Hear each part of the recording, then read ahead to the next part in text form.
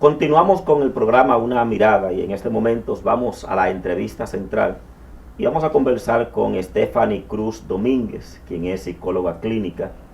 Su especialidad es infanto-juvenil y con ella vamos a conversar sobre distintas condiciones. Muy fundamentalmente vamos a conversar y vamos a centrarnos sobre el autismo a propósito de que es el mes de concientización sobre esta condición que tienen algunos seres humanos y con ella conversaremos. Quisiera preguntarle de entrada a Stephanie, después de saludarla y de tener el placer de poder conversar contigo, el autismo, ¿cómo pudiéramos definirlo? Pues el consenso actual de definición del autismo lo que nos dice es que es una condición permanente del neurodesarrollo que se caracteriza en menor o mayor medida por dificultades en la comunicación verbal y no verbal, en esa interacción social recíproca y en comportamientos repetitivos o patrones inusuales en el comportamiento. Por ejemplo, si en la calle ustedes ven probablemente un niño que tiene conductas, por ejemplo, manerismos, aleteos de manos, un chico que no hace contacto visual, pues por ahí pudiéramos estar indagando en un posible diagnóstico. Entonces podríamos decir que una de las principales características que tiene un niño con esta condición son algunas restricciones y las repeticiones de algunas conductas. Sí, muchas veces en cuanto a restricciones o conductas repetitivas nos referimos a aquellas características que son muy marcadas en el comportamiento. Por ejemplo, tenemos este chico que para poder llegar al colegio necesita seguir la misma rutina. Si hay algo en la rutina que se altera, pues va a detonar en conductas totalmente desagradables. También, ¿qué temas repetitivos pueden aparecer?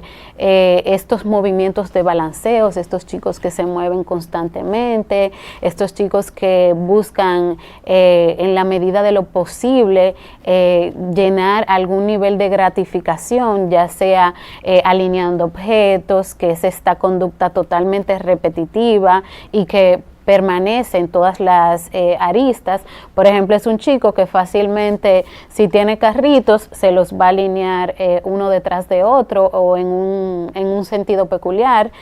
Si tiene, por ejemplo, si tiene la posibilidad de organizar elementos en su casa, es un chico que va a tener las áreas totalmente organizadas, ya sea por tamaños, por características especiales. Anteriormente se creía que esto era un trastorno infantil, pero la pregunta ¿es un trastorno o una condición de un ser humano? Sí, pues ese es otro tema de debate. Cuando hablamos de trastorno, pues por ende lo clasificamos dentro del manual que establece el DSM-5, que es este manual de salud mental que utilizan los psiquiatras y utilizamos también los psicólogos para encasillar o colocar características de un diagnóstico. Dentro de este manual se conoce como trastorno, sin embargo se pueden utilizar de forma indistinta, o sea, no hay ninguna diferenciación que indique que un concepto u otro está mal utilizado. En el campo de la ciencia, de la conducta humana, refiriéndose justamente a esta condición que es el autismo, se decía o hay un debate en que se tiene que ver con aspectos genéticos o aspectos ambientales o la interacción de uno y otro. ¿Cuál es el consenso de la ciencia en ese sentido? Ok, pues ahora mismo las informaciones relevantes, las últimas investigaciones, lo que apuntan a una causa multifactorial. Dígase, tanto la parte genética como factores ambientales pueden influir en la condición. Las estadísticas mundiales, ¿por dónde anda más o menos con este tipo de condición? Sí, recientemente salieron las estadísticas en Estados Unidos del Centro de Control de Enfermedades alertando sobre el aumento de la condición en los Estados Unidos y a nivel mundial, diciendo un dato que es totalmente alarmante de un niño en cada 36 en cuanto a la población de es niños, muy elevado, es muy alta la totalmente elevada Correcto. la prevalencia. Y hay otro factor que es totalmente relevante, y es que en años anteriores la prevalencia en cuanto a niñas era muy mínima. Ahora ya se están sumando más niñas dentro del diagnóstico. Anteriormente el autismo, el trastorno del espectro autista, se veía más en mayor cantidad en niños que en niñas, pero ya estamos viendo que la tasa va en aumento. Con relación a la clasificación de esta condición, que de forma universal se creía y se hablaba de autismo, pero hoy se habla de un espectro del autista. ¿Por qué? ¿Qué busca esta clasificación? Pues así mismo como hay seres humanos distintos y todos somos distintos, pues todavía en la actualidad la información que se tiene es que los chicos que están dentro de la condición tienen características muy distintas, que pueden tener similitudes en algunas, pero hay muchas que son distintas. Por ejemplo, podemos ver un chico con necesidades muy marcadas a nivel de lenguaje, pero que socialmente puede participar, por ejemplo, de una actividad social, aunque no sea de la forma esperada. O chicos que no tienen conductas repetitivas o esos patrones ya de movimientos como aleteos, balanceos, pero tienen dificultad, por ejemplo, en el lenguaje. Correcto. ¿Cuándo un padre, cuando una madre debe estar alerta para determinar, para ver si hay una condición especial que pudiera llevar a esta condición? Claro que sí. Las informaciones y bueno, las últimas investigaciones han alertado que desde aproximadamente los 18 meses ya se pueden observar señales de alerta. Estamos hablando sobre un año, ¿verdad? Aproximadamente.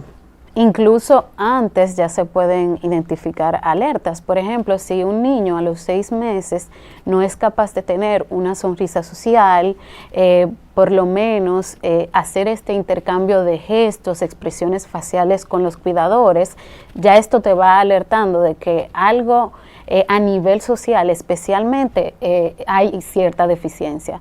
También si a los 9 meses vemos que ese contacto visual permanece nulo o no hay interés por buscar las caras, por responder a sonidos del adulto, no está ese interés, eso también nos dice algo. Si al año, por ejemplo, vemos que no hay ningún interés en cuanto a palabras, no hay un repertorio, aunque sea mínimo de palabras, pues por ahí también nos vamos en que probablemente pueda haber. Entonces, uno de los aspectos más marcados de esta condición tiene que ver un poco con la interacción social. Sí, claro está. Correcto. Entonces, ¿qué papel juega las terapias en esta condición? Definitivamente. Para organizarlo. Definitivamente un papel preponderante. Yo que trabajo en estimulación temprana y atención temprana, dígase con la población más pequeña, veo y noto las diferencias en cuanto a progresos. Por ejemplo, un niño que ha sido diagnosticado o que a los cuales se le hayan observado esas señales de alerta y que reciba una intervención temprana, pues el pronóstico a nivel de mejoras y ayudas que el niño requiera, pues nos va a dar mejores resultados a futuro. Como les dije al principio, bueno, el autismo es una condición permanente. Lo que podemos es mejorar en cuanto a las necesidades que el niño eventualmente a medida que va madurando, pues va presentando. ¿Quiénes están llamados? ¿Cuál es el especialista que está llamado a tratar esta condición? Es decir, todos sabemos que el psicólogo, ahora, ¿el psicólogo en qué? ¿En qué condiciones? ¿Qué características? ¿Qué especialidad debe tener este especialista de la conducta humana? Bueno, pues dentro de esa pregunta se abren muchas aristas en cuanto a los profesionales que intervienen. Inicialmente el diagnóstico lo establece en coordinación con neurólogos, psiquiatría y también los psicólogos que están especializados específicamente en evaluación. Estos psicólogos especializados en evaluación realizan una cantidad de evaluaciones estandarizadas para identificar la presencia de esta condición. Por ende, cuando se hacen estas entrevistas estandarizadas, se van indagando en esas áreas de deficiencia para identificar cuáles son esas necesidades o esas posibles ayudas que el niño puede tener en lo adelante. Entonces, ¿qué sucede con esto? En estas evaluaciones se recoge información de la familia, del niño, antecedentes en cuanto a comunicación social, cuáles diferencias se han generado, o sea, en cuanto al hito de desarrollo, lo esperado y lo que se supone que el niño no ha adquirido al momento. Otras también especialidades, ya ahí vimos los que se encargan de la parte de evaluación, también están los especialistas en la estimulación temprana o ese acercamiento temprano para el desarrollo de habilidades globales, ya sea habilidades de motricidad fina, que pueda sostener un lápiz, habilidades motrices gruesas, desde el lenguaje, tiene un enfoque más global en el desarrollo y va pasando como por todos los hitos del desarrollo para ver de qué forma se puede apoyar.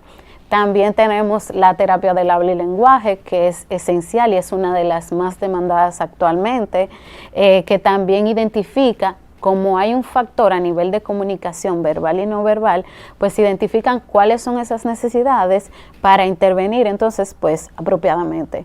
También tenemos la terapia conductual, ahí ya estamos hablando de diferentes psicólogos. Correcto. Con especialidades ya un poco más específicas, que en su globalidad son todos psicólogos clínicos con especialidad, por ejemplo, en terapia conductual, en terapia del habla y lenguaje. Como uno de los síntomas fundamentales de esta condición es la conducta repetitiva, y la repetición. Uh-huh. ¿Cómo es el desarrollo de un niño con esta condición en el aula? Pues lo ideal es que se generen adaptaciones en los espacios educativos y no es una tarea tan fácil, ¿verdad?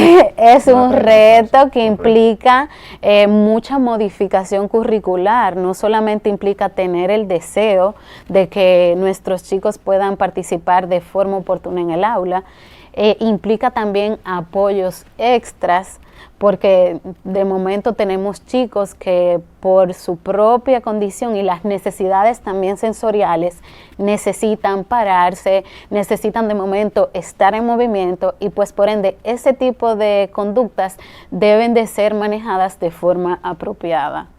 ¿Cuál es el tratamiento que se sigue cuando se determina que un niño tiene esta condición? Pues, ¿o el tratamiento recomendado? Sí, pues básicamente ante la primera sospecha, como mencioné, pues se hace el proceso de evaluación. Muchas veces dentro de este proceso de evaluación se hacen derivaciones a pediatría, que también verifica señales de alerta, hace un chequeo global del niño a nivel gastrointestinal, a nivel auditivo, que todo esté en orden. Si vemos que hay deficiencias o dificultades, pues entonces se refiere a audiometría para verificar verdaderamente que el niño esté escuchando. También se identifican las partes a nivel gastrointestinal también, porque hay muchas situaciones que a nivel de alimentación también generan alteraciones y pues se hace como un recogido en todas las especialidades para posteriormente establecer un diagnóstico o un proceso a partir del diagnóstico. Muchas veces también interviene psiquiatría cuando hay situaciones que a partir del manejo conductual o el manejo por psicología no se pueden encauzar y requiere como la intervención de una medida o de un tratamiento farmacológico. En República Dominicana, los padres cuyos hijos han sido diagnosticados con esta condición, al principio se resisten a aceptarlo, llegan a descubrir eso, van observando conducta, pero no quieren, digamos, aceptarlo, y siempre interviene una segunda persona que le dice que se ponga en alerta. ¿Cómo es el manejo de los padres frente a esta aceptación? Mire, ciertamente es un tema difícil e implica mucha sensibilidad y empatía del que está cerca, porque justamente es muy fácil señalar lo que está mal en el otro, claro, o lo que no está funcionando en el otro. Correcto. Y también está esta parte del tacto. ¿Cómo lo digo? ¿De qué forma puedo expresarlo? ¿De qué manera puedo ayudar al otro y que se sienta acompañado? Pero cuando hablamos de este diagnóstico que genera un shock en la familia, pues pasamos por diferentes etapas del duelo. Pues vienen muchas familias en esa etapa de negación, en esa etapa de inconformidad, un poco de culpa, porque no han entendido bajo qué fue lo que me faltó a mí como papá, que mi niño pues tiene esta condición. Y se hacen autoculpa entre ellos, digamos, Sí, ¿verdad? sí, claro. O se culpan uno con otro. Sí, claro, y muchos padres incluso se cuestionan qué fue lo que faltó en el proceso de embarazo. Ah, no, fue cuando en aquel momento sucedió tal evento, pero todavía no tenemos datos concluyentes sobre cuáles factores como tal son los que intervienen. Sí, obviamente, factores ambientales contribuyen, pero no tenemos una causa única. ¿Qué tan importante es el diagnóstico a tiempo de esta condición? Pues es vital, como le decía al principio, mientras más rápido se puedan hacer las intervenciones, mejores ayudas o mejores adaptaciones se pueden crear en el espacio. Por ejemplo, un niño con un diagnóstico temprano que inicia un proceso terapéutico puede ser acompañado, esa familia puede ser acompañado desde lo más básico y pues por ende este niño a partir de sus necesidades y de sus capacidades pues fortalecer aquellas que ella tiene y las debilidades pues en el camino ir trabajándolas por otras que sean más adaptativas. Correcto. Es cierto que antes de los 2 años no hay evidencia muy clara de esta condición del niño. Es totalmente cierto, sin embargo, las señales de alerta, como mencioné al principio, sí nos dicen que hay alguna situación a la que se debe de poner atención. Por ejemplo, como le mencionaba, a los 6 meses esa falta de sonrisa social, ese poco interés por las expresiones faciales, por esta relación con papá, con mamá, con los familiares, pues esto nos va dando como indicios o pistas de que probablemente pueda haber alguna situación.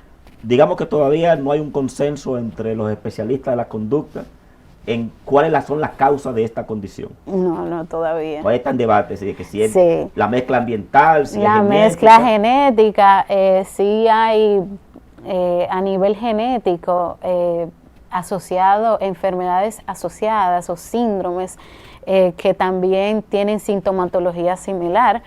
Por ejemplo, a nivel genético tenemos el síndrome de X frágil, también el síndrome de Rett, que son síndromes que comparten sintomatología y que pueden llegar a la consulta. Son chicos que se diagnosticaron con TEA, y pues en el camino nos vamos dando cuenta que también cumplen con esas características de uno de esos síndromes. Como hay síndromes, ¿verdad?, que en sus manifestaciones son parecidas, como el síndrome de Asperger, el de Rett y el del autismo. Por eso se habla del espectro, para ser un poquito más abarcador. Más abarcador. Pudiéramos establecer ligera diferencia entre unos y otros.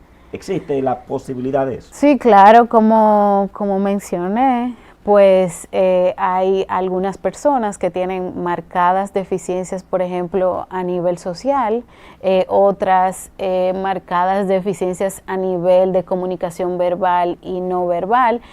Por ejemplo, podemos tener niños que pueden elaborar una frase completa, sin embargo son chicos que necesitan tener cierto orden en sus actividades cotidianas, o sea que pueden tener fortalezas dentro de un área y debilidades que hay que trabajar pues en otra área. En este mes, que es el mes de la conciencia del autismo, ¿qué se está haciendo en el país para justamente crear conciencia entre los padres que tienen hijos con esta condición y en sentido general en la sociedad para comprender esto? Pues entiendo que en este mes se han visto muchas campañas, muchas fundaciones que se han unido por esta condición, y también en los medios de comunicación, bueno, como en este caso, que hacen visible que también apoyan la diversidad y que también aportan su granito de arena para que la población cree conciencia y pueda apoyar y respetar lo que es diverso.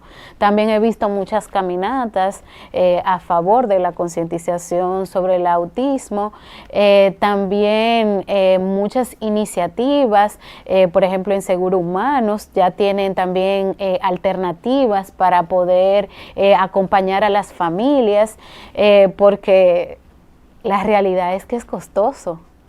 Para una familia de escasos recursos, incluso una familia con mayores recursos, mantener a un niño con autismo es costoso.